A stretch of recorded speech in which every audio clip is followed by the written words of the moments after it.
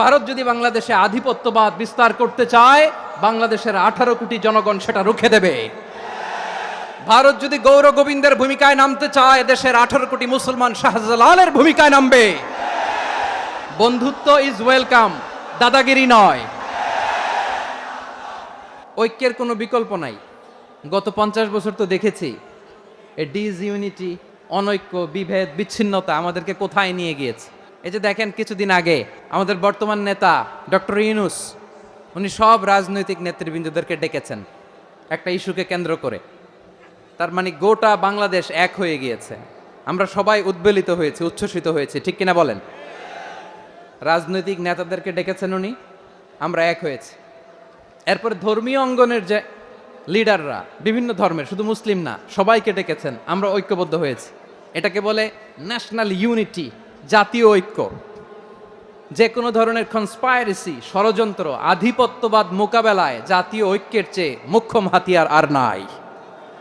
আমাদের একটা প্রতিবেশী দেশ আছে, আমরা আমাদের দেশ নিয়ে যত ভাবি, তারা তার চেয়ে বেশি ভাবে। কথা বুঝতেছেন না? আরো ভেঙে বলতে হবে। আমরা আমাদের দেশ নিয়ে যত উদ্বিগ্ন, এদের আরো টেনশন বেশি। বলেন, আমাদের দেশে শান্তি আছে না নাই? আমরা হিন্দু মুসলিমে কখনো দাঙ্গা লাগে? আসতে বলেন, কেন লাগে?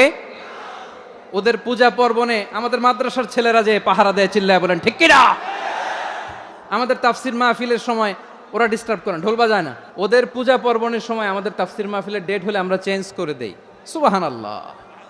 কি সাম্প্রদায়িক সম্প্রীতির রোল মডেল। আর ওই বাংলাদেশের ব্যাপারে তারা অনেক ডিসইনফরমেশন ছড়াচ্ছিল। ভারতের অনেকগুলো গণমাধ্যম, আমি জেনারেলাইজ করব না, আমাদের প্রতিবেশী দেশের সব গণমাধ্যমকে আমি দোষ দিতে চাই না, অনেকগুলো গণমাধ্যম তারা ডিসইনফরমেশন শেয়ার করেছে। ডিসইনফরমেশন আর মিস ইনফরমেশনের পার্থক্য আছে। মিস ইনফরমেশন না জেনে ভুল বুঝে একটা মিথ্যা বা ভুল তথ্য ছড়িয়ে দেয়া, এটার ক্ষমা আছে, এটার কি আছে? আর ডিসইনফরমেশন মানে ইচ্ছা করে, প্ল্যান করে, ম্যাপ করে, ছক এঁকে মিথ্যা, গুজব, রটনা সোশ্যাল মিডিয়ায় ছড়ানো, এটার ক্ষমা আছে? আওয়াজ করে বলেন, ক্ষমা আছে? ভারতের কিছু গণমাধ্যম তাই করেছে। আমরা ব্যথিত হয়েছি, আমাদের হৃদয়ে রক্তক্ষরণ হয়েছে।